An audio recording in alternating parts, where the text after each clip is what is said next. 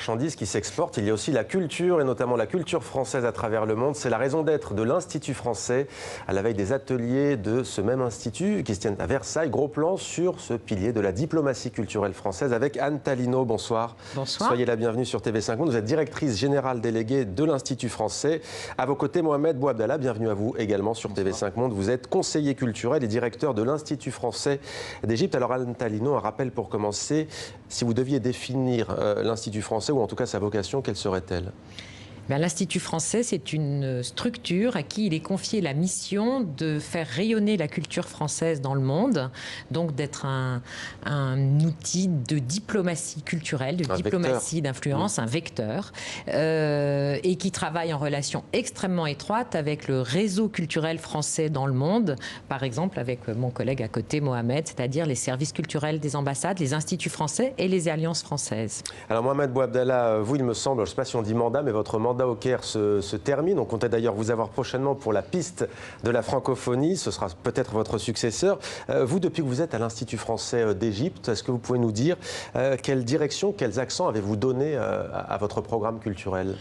Alors, le mandat de l'Institut français d'Égypte, c'est la culture, c'est la langue française, c'est l'éducation, c'est la coopération et l'influence dans toutes ces dimensions. Ouais. Et nous, ce qu'on a essayé de faire, c'est vraiment de nous appuyer sur la très forte dynamique francophone qui existe en Égypte et donc l'accompagner, l'alimenter avec l'ouverture de nouvelles antennes de l'Institut français d'Égypte, le développement du réseau d'écoles à programme français et puis l'organisation de manifestations culturelles, notamment en 2019 dans le cadre de l'année culturelle France-Égypte. Ouais. Le président français Emmanuel Macron veut justement relancer l'usage de la langue française en Égypte. Qu'en est-il ? Historiquement, c'est vrai que ça a été une langue très, très parlée. Aujourd'hui, elle est plutôt réservée aux élites ? Oui et non. C'est-à-dire qu'il y a eu effectivement une période, un âge d'or, mais comme tous les âges d'or, c'est peut-être une dimension de mythe dedans. Et puis ensuite, un déclin. Mais aujourd'hui, la francophonie est extrêmement dynamique en Égypte. Hein. C'est à peu près 4 millions de francophones en Égypte. Et nous, on le voit dans nos établissements, on a des taux de croissance de 10 à 15% par an du nombre d'apprenants. Et nous, ce qu'on essayait de faire aussi, c'est d'élargir et de ne pas nous limiter aux élites, mais également de toucher le plus grand public. Et notamment, on a démarré un programme de formation des enseignants de français dans toutes les écoles gouvernementales d'Égypte, ce qui va donc toucher 20 millions d'enfants égyptiens qui vont à l'école publique. Et on sait que l'éducation est un véritable chantier dans ce grand pays d'Afrique et à cheval aussi sur le Moyen-Orient. Anne Tallino, des ateliers de l'Institut français démarrent donc à Versailles. En quoi ça consiste au juste, ces ateliers ? Alors c'est vraiment notre grand rendez-vous annuel. Il se situe directement après le 14 juillet puisque les membres du réseau culturel doivent être en poste pour le 14 juillet. Ils rentrent à Paris en général pour des congés. Donc nous réunissons des personnes, des services culturels, des instituts français, des alliances françaises. Nous accueillerons plus de 900 personnes à l'école d'architecture de Versailles, à l'ENSAV. Nous avons chaque année une thématique, un fil rouge. Cette année, c'est être ensemble dans la ville au monde. Ces ateliers seront ouverts par le ministre de l'Europe et des Affaires étrangères, Jean-Yves Le Drian, et le ministre de la Culture, Franck Riester. Nous en sommes très heureux et ce sont 2 jours de travail en commun, de partage, de définition de nouveaux programmes sous forme d'ateliers, de séquences TED, de sessions créatives. En tout cas, ça nous permet d'envisager la rentrée d'un bon pied. Alors, on va maintenant prendre la direction de la Colombie pour parler d'une autre institution qui fait rayonner la langue française et la culture française, c'est l'Alliance française. C'est intéressant, on verra après, juste, parce que c'est un peu votre cousin, si je ne m'abuse. En tout cas, là-bas, l'Alliance française a décidé de créer la récré pour tous, des professeurs de français qui se rendent dans les quartiers défavorisés de 21 établissements de Medellín. Reportage dans un collège, Sarah Nabli, Najet Benmara et Benjamin Durand.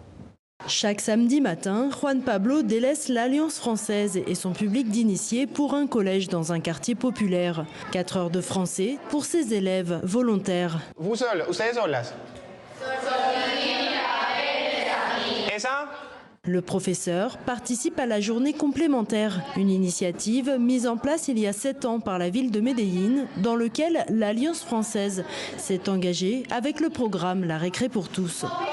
Ça c'est justement comme une journée, on va dire complémentaire, pour inviter les filles, plutôt la jeunesse, à faire des activités supplémentaires pour éviter d'autres activités qui seraient plutôt, on va dire, nocives, dangereuses, et des mauvaises activités, la drogue, et de profiter du temps libre avec des choses qui sont plus profitables comme le français. 1, 2, 3. Grâce à ce programme, Maria Antonia et 4 de ses camarades ont pu partir en France en mai dernier. Une expérience exceptionnelle pendant 2 semaines.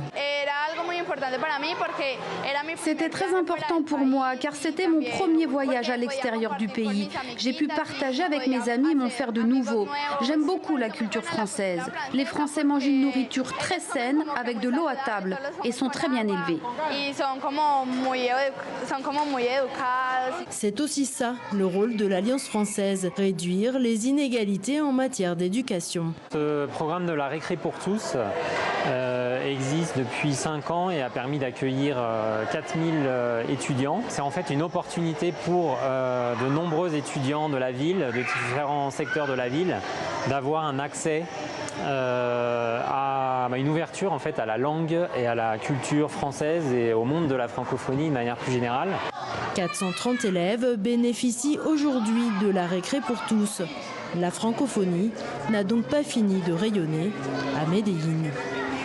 Et elle rayonne avec l'Alliance française donc également. Mohamed Bouabdella, vous qui êtes de l'Institut français, une réaction à ce reportage? Non, mais c'est typiquement le type d'activité qu'on conduit également dans les instituts français. En fait, dans le monde, il y a des pays où il y a plutôt des alliances françaises et il y a des pays où il y a plutôt des instituts français. L'Égypte, c'est plutôt des instituts français, mais les activités sont tout à fait similaires et complémentaires. Et du coup, les autorités françaises, notamment le président Macron, veulent réduire un peu la voilure, comme on dit. Il y a des réductions d'effectifs qu'on fait grincer un peu des dents. Rapprochement ou pas alors avec l'Alliance française, Anne Tallino? Rapprochement sous forme de meilleure coordination et ça nous en sommes tous très heureux. Nous venons juste de signer une convention avec la Fondation Alliance Française, mais cela se traduit par le fait que chacun se recentre sur ses activités au bénéfice des alliances françaises dans le monde, donc celle de Bogota par exemple, et que nous sommes donc pleinement sur nos missions d'appui à la langue française, d'appui à la culture française, d'appui au domaine artistique, alors que la Fondation Alliance française, elle, est dans une mission d'animation du réseau des alliances françaises. Donc, plus grande satisfaction des acteurs concernés, en tout cas. Eh bien, merci beaucoup à tous les deux. Les ateliers démarrent donc à Versailles. Merci Anne Tallino et merci Mohamed Bouabdella d'être venu sur notre plateau dans 64 minutes. Voilà pour cette première partie. On se retrouve après une courte pause pour la deuxième partie de ce journal avec Gilles Pizon. Nous verrons pourquoi la France a la plus forte fécondité de